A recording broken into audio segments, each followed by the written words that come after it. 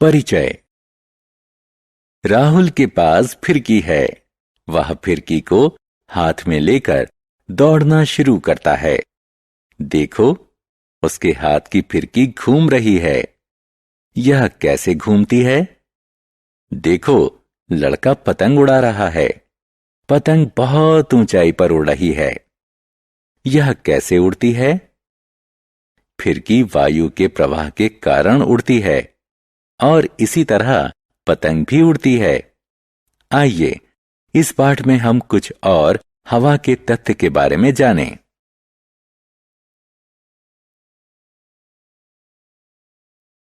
उद्देश्य।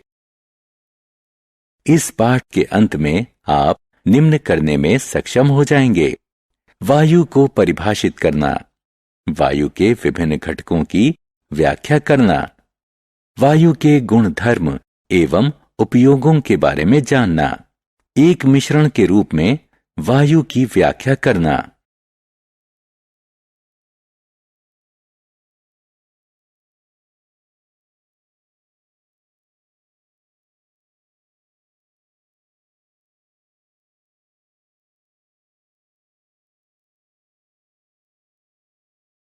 वायु क्या है? क्या वायु के अभाव में आपको गर्मी लग रही है? अब अपना सीलिंग फैन ऑन करें। आप वायु की उपस्थिति को महसूस करेंगे। आपने सुहानी सुबह में ठंडी पवन को अवश्य महसूस किया होगा। यह भी वायु के प्रवाह के कारण होता है। प्रवाहित होने वाली वायु पवन कहलाती है। हम वात दिग्दर्शक यानी विंड वेन्स की सहायता से पवन के चलने की दिशा का पता लगा सकते हैं।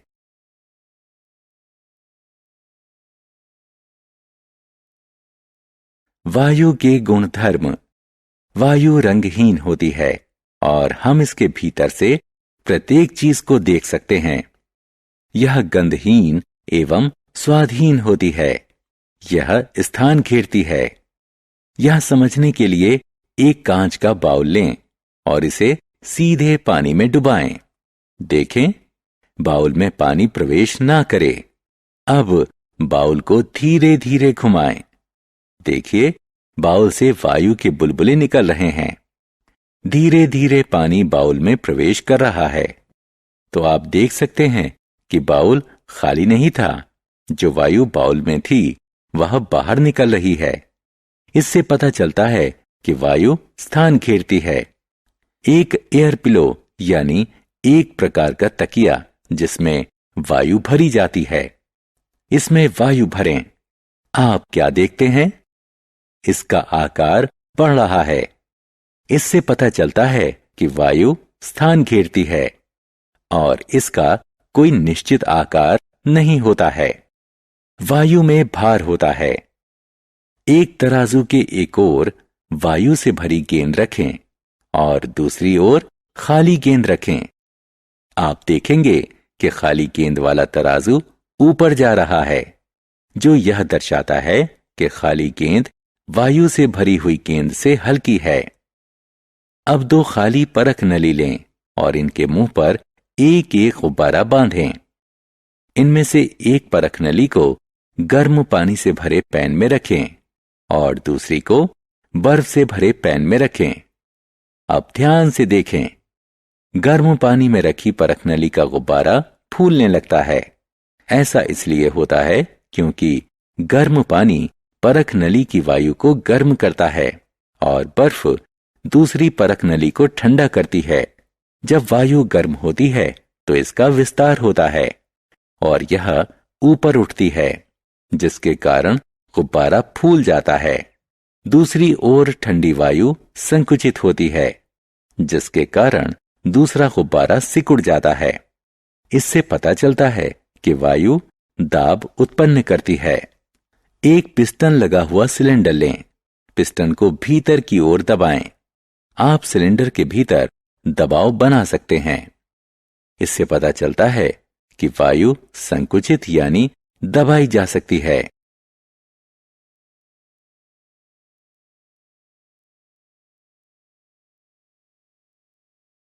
वायु का सम्मिश्रण। वायु किस चीज से बनी है? वायु नाइट्रोजन, ऑक्सीजन, कार्बन डाइऑक्साइड और अन्य दुर्लभ गैसों से बनी है।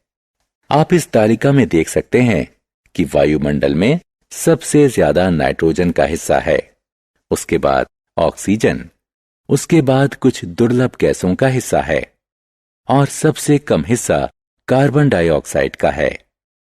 जल वाष्प, धुआं और धूल की उपस्थिति बहुत कम मात्रा में है। तो इस तरह आप देख सकते हैं कि वायु विभिन्न गैसों का मिश्रण है।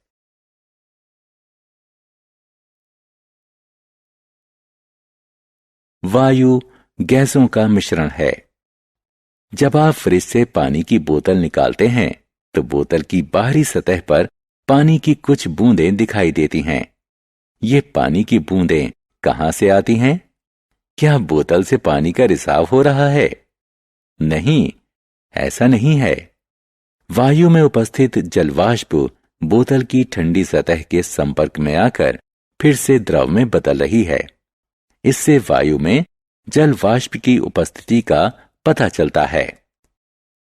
अब एक परख नली में चूने का पानी लें। इस विलयन में सिरिंज के माध्यम से कुछ वायु प्रवाहित करें। आप देख सकते हैं कि चूने का पानी दूधिया हो जाता है। यह वायु में कार्बन डाइऑक्साइड की उपस्थिति का संकेतक है। अंधेरे वाले स्थान पर टहलते समय अपनी टॉर्च जलाएं। आप देखेंगे कि टॉर्च की रोशनी में कुछ कण चमक रहे हैं। ये वायु में उपस्थित धूल के कण हैं। ये सभी क्रियाकलाप हमें इस निष्कर्ष पर पहुंचाते हैं कि वायु गैसों और धूल के कणों का मिश्रण है।